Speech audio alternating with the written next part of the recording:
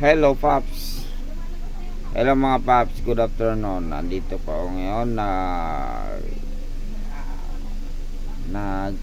nagpapahinga kasi galing biyahe sa panggabi. Kaya ito ngayon nagpapahinga para ready to fight mamaya naman biyahe ko sa panggabi. Kaya ito Paps, ang hirap pala matulog pag umaga.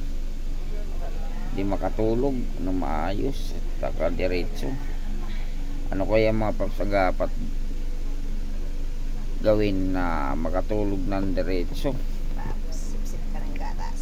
Hindi ako makatulog kasi maraming disturbo. Isa pa, ang init. At saka yung misis ko wala dito. Wala akong katabi. Wag ko kung nasan yung asawa ko. Pininta ko na kasi wala naman, di naman nag-iintindi sa akin. Kaya bininta ko ng mga Paps yung asawa ko. Bininta ko ng 2 piso. Ayun mga Paps. Kaya mga Paps, bigyan niyo naman ako ng tip para makatulog ng diretso. Bigyan niyo ako ng tip mga Paps. Kaya wag lang yung alak kasi bawal tayo dyan. Ang laging hanap